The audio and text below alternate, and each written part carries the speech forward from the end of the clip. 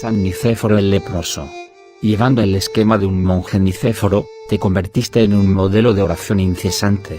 El 4 de enero la carne leprosa de Nicéforo fue enterrada en la tierra, mientras su espíritu resplandeciente voló a los cielos. En este día, conmemoramos a nuestro venerable y teóforo padre Nicéforo el leproso, quien en sus últimos días en Chios, Grecia, perseveró en el combate y fue prominente en el ascetismo. El padre Nicéforos, antes de ser ordenado monje, se llamaba Nicolás Tsanakakis. Nació en la región montañosa de la Canea, en el pueblo de Sirikari, que se encuentra al oeste de la región, con un clima agradable, con hermosos bosques, abundantes aguas, barrancos y cuevas. Este pueblo tiene una particularidad que no se encuentra a menudo: está dividido en 11 barrios, cada uno de los cuales ha recibido el nombre de las familias que por primera vez habitaron allí. Nuestro santo nació en el barrio de Kostoyanidon. Sus padres eran unos aldeanos simples y respetables, que cuando Nicéforo solo tenía 13 años murieron, dejándole así huérfano. Asumió su cuidado su abuelo, quien le llevó a la Canea, para que allí aprendiese el oficio de peluquero. Fue entonces cuando comenzaron a aparecer sus primeras señales de la enfermedad de Hansen, es decir, de la lepra. En aquella época los leprosos les aislaban en la isla de Spinaloga, porque como enfermedad contagiosa, temían a la lepra. Nicolás, cuando cumplió 16 años y cuando las señales de la enfermedad comenzaron a ser más evidentes, para evitar su aislamiento en Spinaloga se fue en barco a Egipto. Allí encontró trabajo como peluquero, pero las señales de su enfermedad cada vez crecían más, sobre todo en la cara y en las manos. Por esto, con la ayuda de un clérigo, se escapó a la isla de Chios, donde había un hospital para leprosos, en el cual era sacerdote el padre Ánfimos Vaianos, quien después sería San Ántimos de Chios. Nicolás llegó a Chios en 1914 a la edad de 24 años. En el hospital de leprosos en Chios había una capilla dedicada al Santo Lázaro, donde se guardaba el icono milagroso de Panaía y Pacoí, la toda santa, Virgen María, obediente. En este lugar comenzó el periodo para adquisición de virtudes de Nicolás. En 2 años, San Ánfimos le consideró preparado para recibir el esquema angelical monástico, y fue tonsurado monje con el nombre de Nicéforo.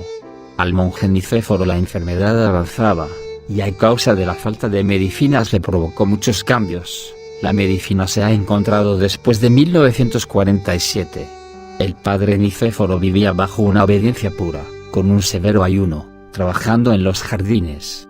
También escribió en un catálogo los milagros de San Ánfimos, los cuales él mismo vio con sus ojos. Muchos milagros se produjeron sobre los enfermos de lepra. Había una relación espiritual especial entre San Ánfimos y el monje Nicéforo, el cual no se alejaba ni un paso de él, tal como hace referencia el padre Teóclito Dionisiatis, en su libro El Santo Ánfimos de Chios.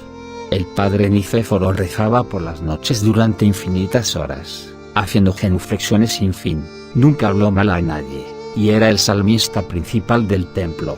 Pero a causa de su enfermedad, poco a poco perdió su visión, pero ya salmodiaba de memoria. En 1957 cerró el hospital de leprosas de Chios y los enfermos que se quedaron con el padre Nicéforos fueron enviados al centro de leprosos de Santa Bárbara en el barrio de Galeo, de Atenas.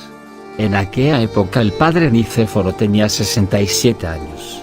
Sus miembros y sus ojos estaban totalmente transformados y deformados por la enfermedad.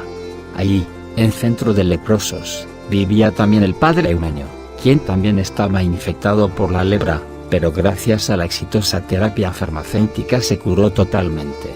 En Chios, sin embargo, decidió quedarse ahí dentro del resto de su vida, cerca de sus pacientes, los cuales curaba con mucho amor. Se convirtió también en ayudante bajo las órdenes del padre Nicéforo, al cual el Señor, como recompensa por su paciencia, le dio muchos carismas. Multitud de personas acudía a la humilde celda del monje leproso Nicéforo, en Santa Bárbara de Galeo, para recibir su bendición. Nombramos algunos testimonios de quienes le conocieron. Aunque él mismo estaba en la cama sin poder moverse y lleno de heridas y dolores, no se quejaba y mostraba gran paciencia. Tenía el don de consolar a los afectados. Sus ojos estaban continuamente infectados. Su visión era mínima. sus manos anquilosadas y sus pies paralizados. Pero a pesar de todo esto era muy dulce, siempre sonriente, narraba historias cariñosas, era agradable y amoroso su rostro, aunque estaba consumido por la enfermedad, brillaba y alegraba a todos los que le veían. Y con su boca continuamente pronunciaba, glorificado sea su santo nombre.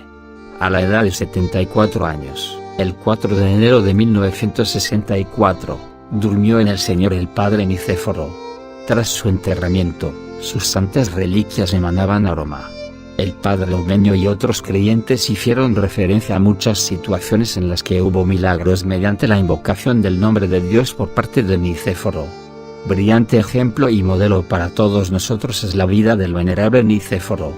Fue agradable a Dios porque aguantó mucho. Por este motivo tenemos muchos testimonios, que nuestro santo había recibido del Espíritu Santo el carisma de la providencia así como muchos otros dones. Es necesario señalar que muchos son los milagros que están escritos hasta hoy, pero también que el santo ayuda a manos abiertas a quien tiene necesidad. Y seguro que existen muchos otros milagros que no han sido conocidos. Hijos míos, rezad. ¿Y cómo rezaréis? Con la oración de Jesús rezad, con el Señor Jesús Cristo, ten misericordia de mí. Así rezaréis. Así está bien. Amado Santo Padre Nicéforo, ruega a Dios por nosotros.